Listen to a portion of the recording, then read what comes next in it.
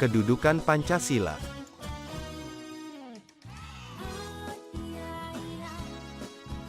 Pancasila sebagai falsafah dasar. Ketika pertama kali diperkenalkan prinsip-prinsipnya oleh Insinyur Soekarno pada tanggal 1 Juni tahun 1945.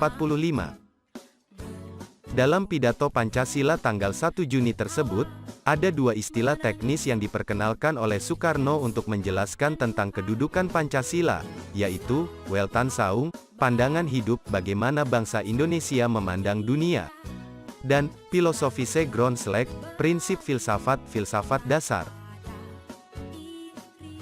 Weltanschauung adalah pandangan yang membentuk pemahaman dan tindakan dalam interaksi dengan realitas. Pandangan dunia ini mendasari sikap hidup dan interaksi dengan manusia dan lingkungan. Sila-sila dalam Pancasila sebagai sistem dalam filsafat merupakan satu kesatuan yang tidak bisa dipisahkan, mengalir dari esensi manusia sebagai ciptaan Tuhan Yang Maha Esa. Sebagai sebuah sistem filsafat, keterikatan antar nilai-nilai Pancasila dirumuskan sebagai berikut. 1. Ketuhanan, mengakui bahwa kehidupan manusia sesungguhnya berasal dari Tuhan. Manusia merupakan bagian makhluk hidup yang diciptakan Tuhan Yang Maha Esa. 2. Kemanusiaan. Secara keseluruhan, manusia adalah sama-sama bersumber dari Tuhan Yang Maha Esa, mempunyai tugas yang sama yaitu mengembangkan dunia untuk kebaikan bersama. 3. Persatuan. Sekelompok manusia yang mempunyai kesamaan tempat hidup, budaya, dan cara berkehidupan yang serupa. Di dalam kesamaan itulah kemudian timbul dorongan untuk menjadi bangsa. 4. Kerakyatan. Di dalam negara Indonesia, semua keputusan diambil berdasarkan kesepakatan karena ada kesadaran bahwa manusia sesungguhnya berdiri sejajar. 5.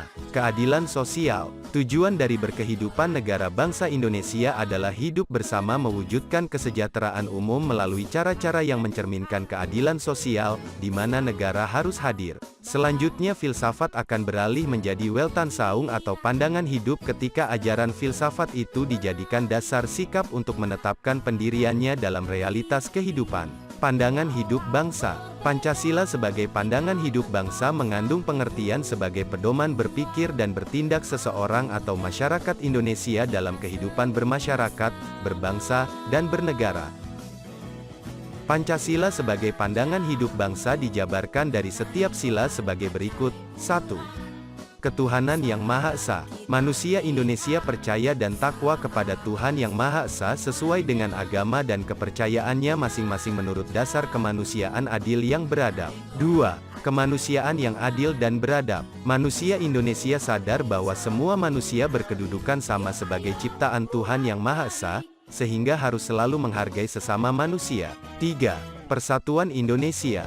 Bangsa Indonesia menempatkan persatuan, kesatuan, serta kepentingan keselamatan bangsa dan negara di atas kepentingan pribadi dan golongan.